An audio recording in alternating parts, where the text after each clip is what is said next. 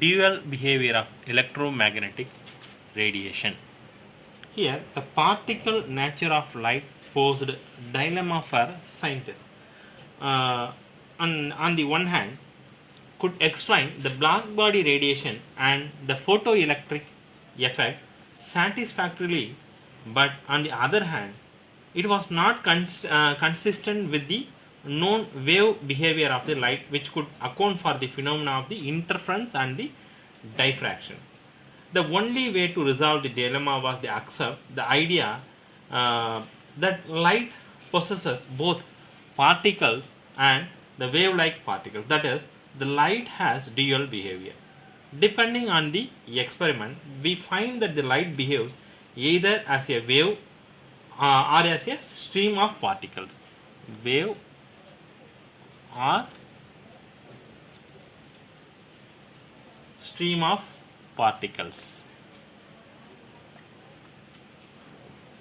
So that's whenever the radiation interacts with matter, it displays the particles like properties in the contrast to the wave-like properties. That is, the wave-like properties means what? Interference and the diffraction, which is exhibit when it is propagates. The concept was totally alien to the way the scientists thought about the matter and the radiation, and it took them a long time to become convinced of its validity. So it turns out that's mean some microscopic particles like electrons also exhibit this wave particles duality. Look at the problem. Calculate energy of 1 mole of photons of radiation whose frequency is 5 into 10 power 14 hertz. So we have to calculate the energy of 1 photon, that is energy of 1 mole of photons. That given radiation, the formula is what? E is equal to hv. Here E is the energy and h is a Planck's constant and V is a frequency. So the Planck's constant values, already we were now aware of that. There is h is equal Planck's constant value is 6.626 into 10 power minus 34 joule per second. Sorry, joule second. Then here the frequency V is given. That is, V is what? 5 into 10 power 14 hertz. So now we can calculate the E is equal to, apply the value, H is 6.626 into 10 power minus 34 joule second, and velocity, that is 5 into 10 power 14 hertz. So here that's the hertz we can convert into second inverse. We can write in second inverse. Now here second and second inverse is cancelled. 10 power minus 34 into 10 power minus 14, it's become 10 power minus 19. 10 power minus 19 joule. So multiplying of this to value 6.626 into 5, you will be getting 3.313. So energy of 1 mole of photon. So that you have to, that is energy of 1 mole of photons. That is, you have to, the energy is what? 3.313 into 10 power minus 19 joule into Avogadro number, that is 6.022 into 10 power 23 mole inverse. So you will be getting 199.51 kilojoule per mole. Evidence for the quantized electronic energy level, that is atomic spectra. The speed of light depends upon the nature of the medium through which it passes. So as a result, a beam of light is deviated or refracted from its original path, and it passes from one medium to another. It is observed that when a ray of white light is passed, it passed through a prism like this. Is passed through a prism. The wave with shorter wavelength bends more than one with the longer wavelength. So shorter wavelength and the longer wavelength bends like this. That's mean since the ordinary white light consists of waves with all the wavelengths in a visible range, the ray of white light is spread out into series of colored bands is called spectrum. So here the light of red color which has the longest wavelength. So red is the longest wavelength. And it's deviated the least while the violet light which has shortest wavelength is deviated the most. That is the spectrum of white light that we can see is the ranges violet at 7.50 into 10 power 14 hertz to red as 4.0 into 10 power 14 hertz. Such a spectrum is called continuous spectrum. The continuous behave because the violet merges into blue, into green, and so on, like this only. So a similar spectrum is produced when a rainbow forms in the sky. Remember that the visible light is just a small portion of the electromagnetic radiation. When the electromagnetic radiation interacts with the matters, atoms, and the molecules, may absorb the energy and reach the to a higher energy state. So with higher energy, these are the unstable state, that's returning their normal energy state. So the atoms and molecules emit radiation in various regions of the electromagnetic spectrums. Then the emission and absorption spectra. First, the emission spectrum. The spectrum of radiation emitted by a substance that has absorbed energy. So this is called the emission spectrum. Atoms, molecules, or ions that have absorbed radiation are said to excited. That is, to produce an emission spectrum, energy is supplied to a sample by heating it or irradiating it, and the wavelength of the radiation emitted as the sample gives up the absorbed energy is recorded. That is, the study of emission or absorption spectra is referred to as a spectroscopy.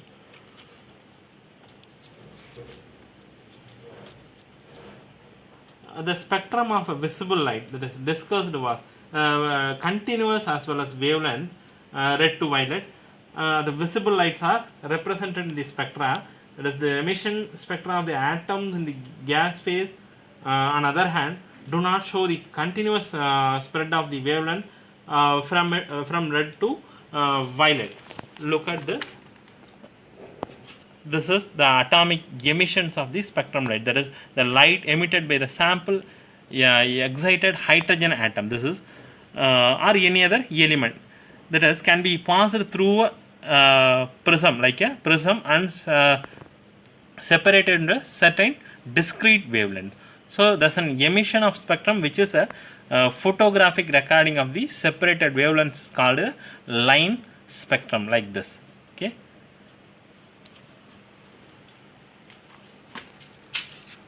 Here the line, that is the line emission spectra of the great interest in the studies of the electronic structure, that each element has a unique line emission spectrum. That is, the characteristics line is atomic spectra can be used in the chemical analysis to identify unknown atoms in the same way as fingerprints are used in the identify people. So the exact matching of the lines of the emission spectrum, the atoms of known as element with the lines from the unknown sample, so quickly establishes the identity of the latter. That is, German scientist, German chemist Robert Bunsen. The Bunsen was one of the first investigators to use the line spectra of the identity element. That's elements like rubidium, cesium, thallium, indium, gallium and scandium were discovered when their minerals were analyzed by the spectroscopic methods. The elements of helium was discovered in the sun by spectroscopic method. Then the line spectrum of hydrogen.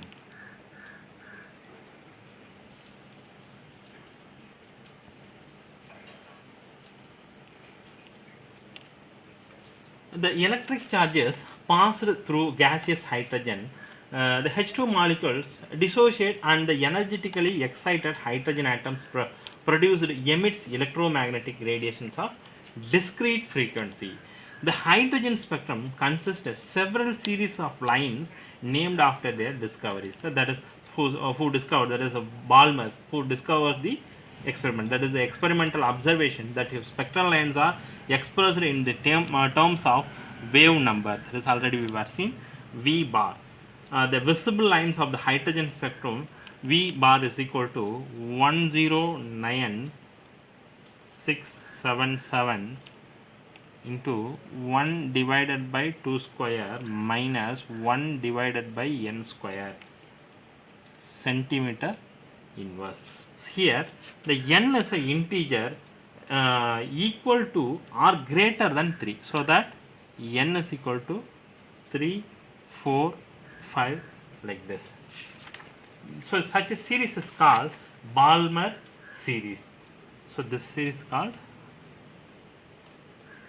Balmer series.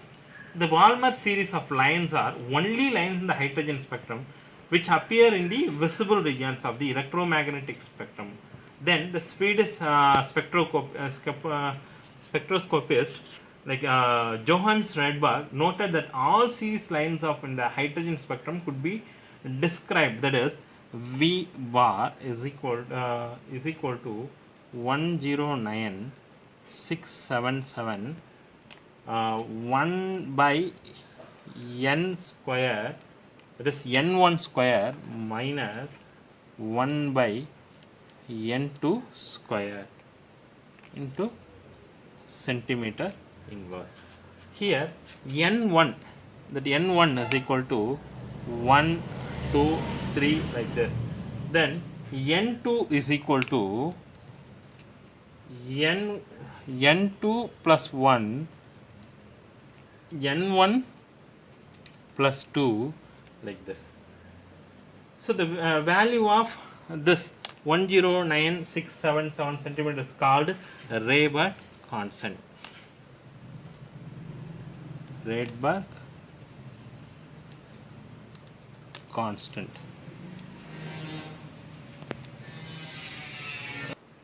Constant for hydrogen.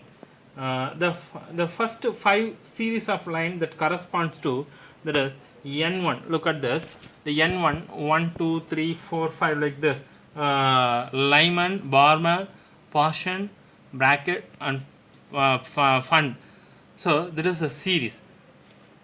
Then here the that's mean the series of the transmission in the hydrogen spectrum, that's Lyman, Balmer, Paschen, Brackett, Fund series. That is the spectral region. The spectral region for Lyman is UV ultraviolet. Spectral region for Balmer series is visible. Paschen is infrared.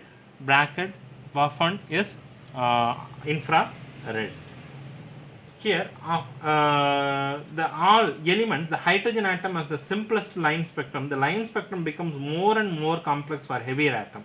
There are however certain features which are common to all line spectra, that is line spectra of element is unique and there is regularity in the line spectrum of the each element. So the question which arises are what are the reason for this similarity? Is it something to do with the electronic structure of the atom? These are the questions need to be answered. That is, we shall find later that the answer to these questions provide the key in understanding the electronic structure of these elements. The next is a Bohr model for the hydrogen atom.